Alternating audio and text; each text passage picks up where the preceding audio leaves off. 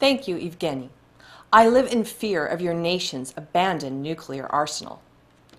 Tonight, we are allowing Valemount Live's Corporate Practices Critic on the air for the first time. We had the blacksmith come in and lengthen his chain and everything. We're calling the piece Hunting for Harrison. A warning, though, this may not be suitable for small children. He may not be a household name, but a little piece of him barges into your house every night at 3 a.m. as a freight train thunders through our town transporting dangerous goods and tons of freight at speeds well beyond what any other carrier would be allowed to get away with. His methods of efficiencies can be seen along a 3,000-mile strip of chemical garbage dump that at second glance appears to be a rail track. His name is Hunter Harrison, but his title is Recently Retired CEO CN. He is hardly even close to being a Canadian, and he will be spending the majority of his retirement, quote, split between his ranches in Connecticut and Florida. But he will go down in history as the man who took over CN when it was shed as a crown corporation by Ottawa in 1995.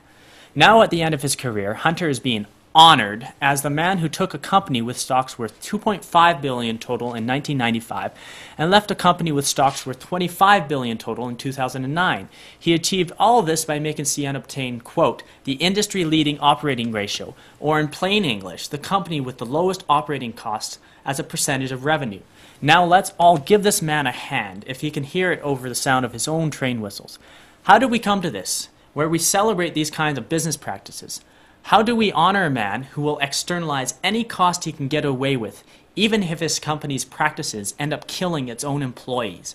In an age with so much wealth, how is it that an American can make millions while our children are awakened up to 15 times in one night by freight trains carrying goods through our valley to and from markets completely foreign to us?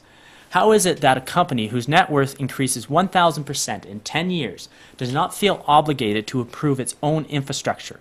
Really, an underpass costs what?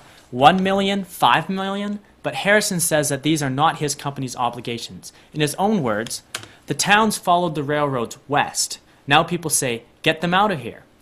The railroad did not succeed without these very towns, just as these towns could not have succeeded without the railroad. The railroad was here before this town, though not before people.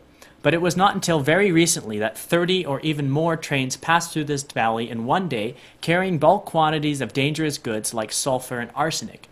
Harrison fails to appreciate the privileged position our federal government gave his company in the first place. Land grants and monopolies, the right to destroy the environment and drain 200-hectare lakes.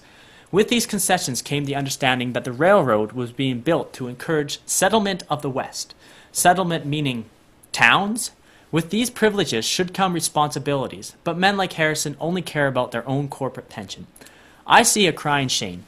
I see a service that could be provided without negative externalizations. Why can't we build underpasses? Why can't we install arms? For Pete's sakes, why can they not at least install a chain link fence so that engineers can just toot instead of holding down the horn for a whole kilometer?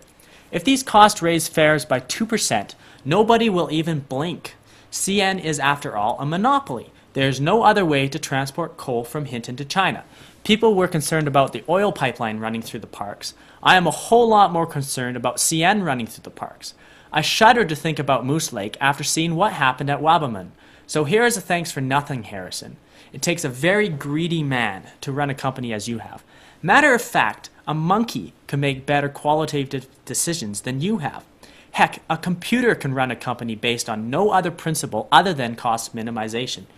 You will be remembered as the CEO of one of the worst corporate citizens in history, and our system has rewarded you well for this. Matter of fact, I have prepared my own little salute to your legacy.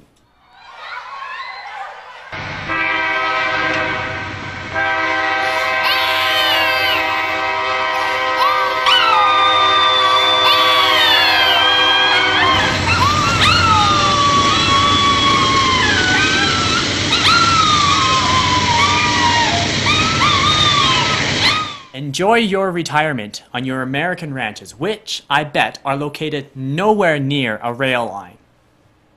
Your VCTV Corporate Practices Critic, I'm Joseph Nusse.